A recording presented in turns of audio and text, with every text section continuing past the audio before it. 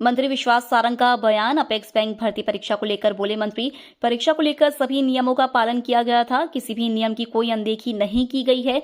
पूरी खबर भ्रामक है। मुझे जो भी समाचार छपा है वह 100% भ्रामक है। संजय भटनागर मेरे ओएसजी नहीं है। एमडी मनोज गुप्ता की किसी भतीजे या रिश्तेदार ने परीक्षा में हिस्सा ही नहीं लिया। एसएन कोरी की बेटी का नाम सुनीता कोरी है, जो 40 साल की है और विधवा है। बैंकों की परीक्षा जिन आईबीपीएस संस्था के द्वारा ली जाती है, उसी के द्वारा यह परीक्षा ली गई है। मंत्री के स्तर का तो यह विषय ही नहीं है। से उत्तराखंड में राष्ट्रीय खेल उत्सव का आयोजन हो रहा है।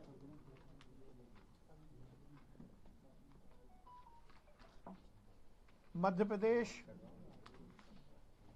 भी उसमें बढ़ चढ़कर हिस्सा ले रहा है। इस बार राष्ट्रीय खेलों में 35 खेल शामिल किए गए हैं।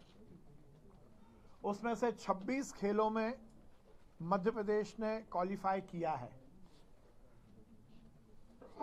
जिसमें से 25 प्रतियोगिता के खेल हैं और एक केवल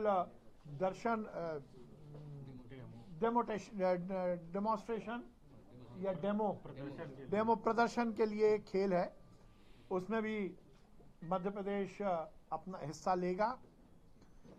जैसा आप सबको जानकारी है, पिछले राष्ट्रीय खेल में मध्य प्रदेश ने चौथा स्थान प्राप्त किया था, और यदि हम सर्विसेज को हटा दें तो प्रदेशों में हम तीसरे स्थान पर थे और हमने बहुत उत्कृष्ट प्रदर्शन किया था। इस बार भी हमारी पूरी तैयारी है कि हम राष्ट्रीय खेलों में उत्कृष्ट प्रदर्शन करेंगे और हमारे खिलाड़ी अधिक से अधिक पद लेके आएंगे। पिछली बार का जो राष्ट्रीय खेल था उसमें लगभग 43 खेल थे, इस बार 35 खेल ही है, तो लगभग कुछ खेलों की उसमें कमी आई है। पर उन 35 में से 26 खेलों में हमारे खिलाड़ी पार्टिसिपेट कर रहे हैं, क्वालिफाई किए हैं। जो हमारे 26 खेलों में खिलाड़ी जा रहे हैं उसमें टोटल मिलाकर हमारे लगभग 335 खिलाड़ी क्वालिफाई कर रहे हैं और 335 खिलाड़ी उत्तराखंड जाएंगे। पूरी व्यवस्था के लिए 100 स्टाफ की भी हमने व्यवस्था की है जो उत्तराखंड जाएंगे। इस बार हमने हमारे उत्कृष्ट प्रदर्शन के लिए कुछ नए प्रयोग किए हैं। पहला प्रयोग तो हमने ये किया क्योंकि उत्तराखंड में कंपैरेटिवली हमसे ज़्यादा ठंडा मौसम रहेगा, तो हमारे खिलाड़ी उस मौसम के इम्यून हो सकें, उसमें वो अपने आप को ढाल सकें, इसलिए हम एडवांस में टीम भेज रहे हैं। ये पहली बार हमने प्रयोग किया है। और उसके साथ साथ जिन खेलों में हमें संभावनाएं हैं उन खेलों का कैंप भी हम उत्तराखंड में आयोजित कर रहे हैं। ये भी हमने पहली बार प्रयोग किया है, जिसमें कि वहाँ के मौसम के हिसाब से, वहाँ की जो आबो हवा है उस हिसाब से हमारे खिलाड़ी थोड़ा अपने आप को तैयार कर सकें। ये हमने प्रयोग किया है।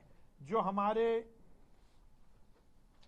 खेल हैं जिसमें हमारे खिलाड़ियों ने क्वालिफाई किया है, वो खेल हैं एथलेटिक्स, तीरंदाजी, cycling, basketball, handball, rowing, kayaking, canoeing, slalom, yoga, fencing, mallakhamb, weightlifting, boxing, कुश्ती, taekwondo, cyclone, wushu, modern pentathlon, squash, gymnastic, hockey, judo, shooting और बैडमिंटन।